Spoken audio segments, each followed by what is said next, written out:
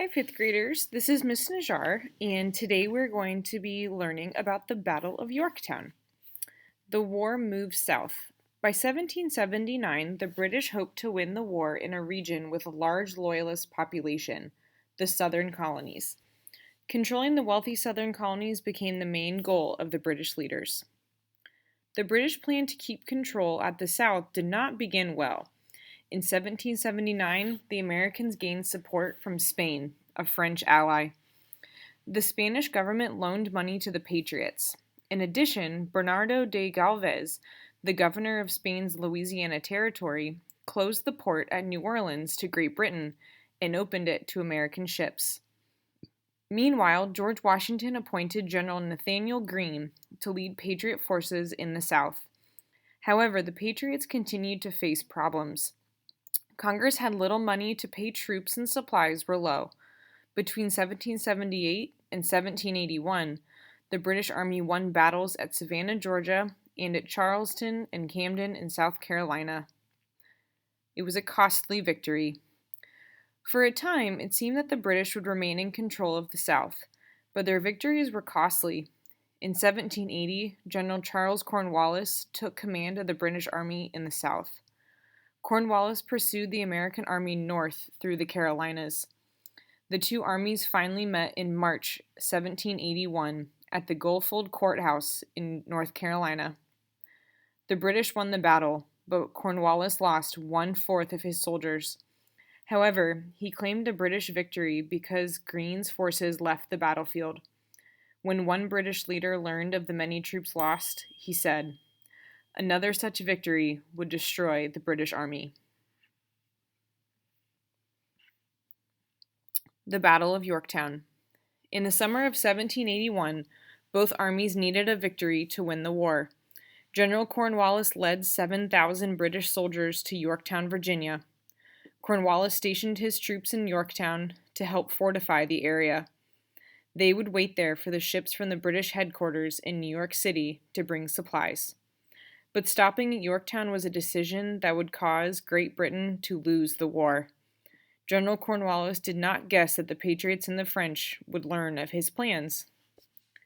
Lafayette's plan. Not far from Yorktown, Marquis de Lafayette commanded a small Patriot army. His troops were no match for Cornwallis. However, Lafayette had one advantage. One of Cornwallis's servants, James Armistead, was a spy for Lafayette. Armistead passed on information that the British were waiting for supplies from New York. Lafayette sent this information to the French Navy. French warships off the Atlantic coast set up a blockade of British ships. A blockade is an action that prevents the passage of people or supplies. The French ships kept British troops and supplies from reaching Cornwallis. At the same time, Washington's army and a large French force joined Lafayette. Cornwallis discovered too late that his army was surrounded by a French and Patriot army of more than 16,000 men. French and American troops battled the British army for weeks, pounding the British with continuous cannon fire. Some American cannons became so hot from the constant firing that they began to melt. To escape the cannon fire, Cornwallis ordered 2,000 men into boats to flee across the York River. But a fierce storm blew in, stopping the escape.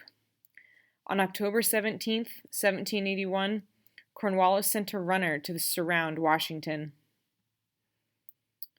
The revolution ends. Soon after the surrender, the British government began peace talks with France, Spain, and the Americans in Paris, France. The Treaty of Paris of 1783 ended the American Revolution.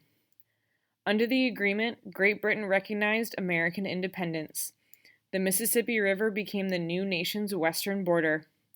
The treaty also opened the Mississippi River to ships from France, Spain, Britain, and the United States. The American Revolution was over. The 13 colonies were now known as the United States. In his farewell orders to the Continental Army, Washington wrote that the determination of the troops, through almost every possible suffering and discouragement for the space of 8 long years, was little short of a standing miracle.